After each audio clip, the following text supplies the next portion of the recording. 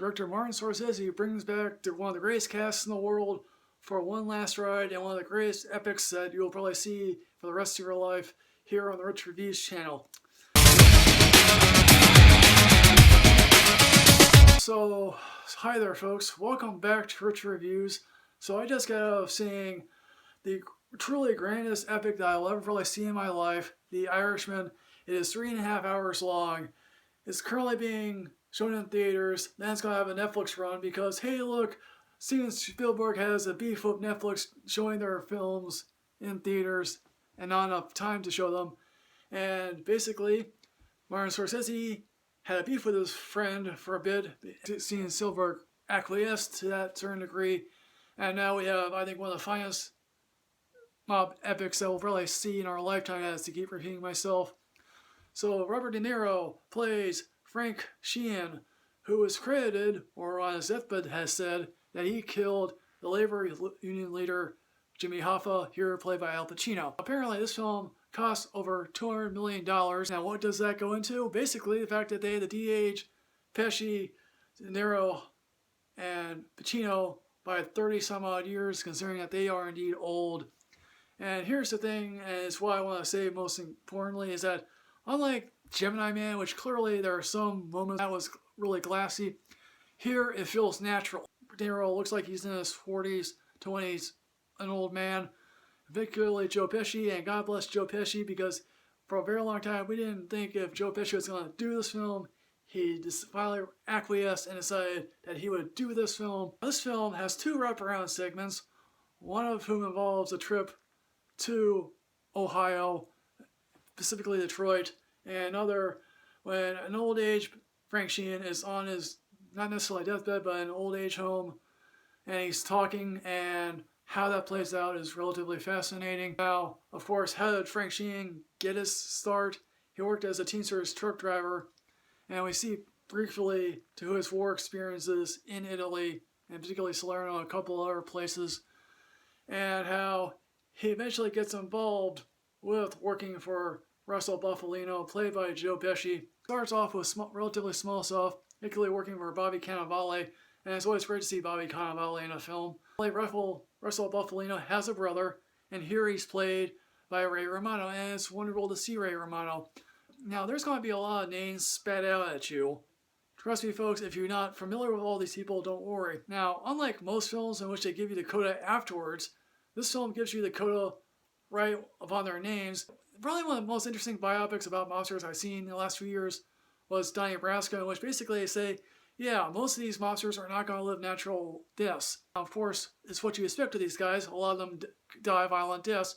Only 3 are of natural causes, and even then, a couple of them have cancer and whatnot. Frank Sheehan then gets involved with Jimmy Hoffa. Now, granted, Jimmy Hoffa is the type of guy that if you're 10 minutes late to a meeting and not wearing a suit and tie, then he's not going to deal with you.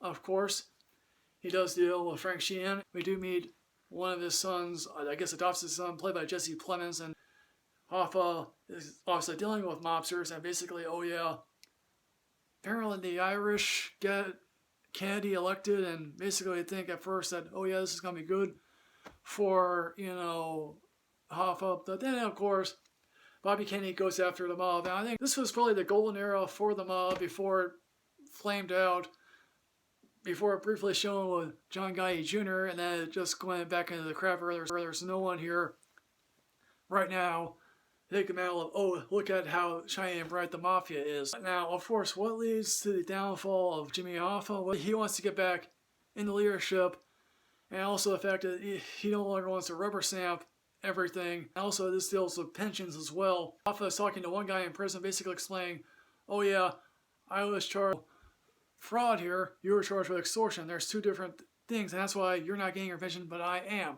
There's also one very funny scene in which Sheehan goes down to Miami. We kind of slowly realize, oh yeah, he's supplying weapons for the Bay of Pigs invasion that will fail miserably. And he has an encounter with Howard Hunt, apparently, and he basically says, are you looking at my ears?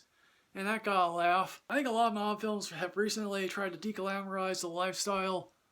Of course, Scorsese famously glamorized the lifestyle of the mob, in which it really naturally does kill, rob, and extort people. in Goodfellas. Here he's sort of doing it again, much to a lesser extent, because eventually people age, and it's really sad to see that basically at the end of his life, Sheehan is relatively alone, except for a priest. Now, we do get to the million-dollar question of what happened to Jimmy Hoffa. Of course, this film presents it as the fact that Sheehan killed Hoffa himself.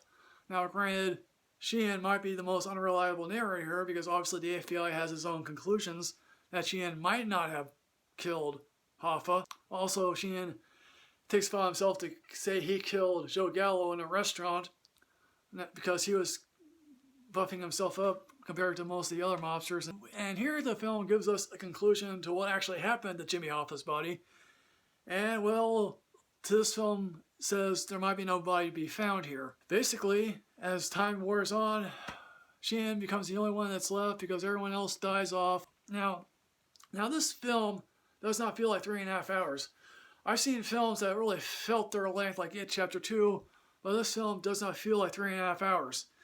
If you can sit through that, that's wonderful. I had to go to the bathroom, yes, because I'm a human being. I've tried to go through the most boring parts, even though there are no boring parts, and the fact that this film captivated me from the first frame. Also, and there's also one very weird bit that has, I think it's Anna Paquin as his daughter, and it's like, does she know that he's involved in this stuff? Because it's like, she gives him several looks, it's like, yeah, you are involved in some shady shit. Because we realized, at least at one point, he beats up a guy who manhandled his daughter for a considerable extent. So folks, in the end, what I'm going to say about The Irishman, I am going to give this my highest ranking, a super awesome ranking, and so therefore, I highly recommend everyone see this. So folks, The Irishman, have you seen this? What is your favorite mobster film of recent years? As always folks, like, comment, subscribe. I'm on Twitter at Michael Rich at Rich Reviews 2.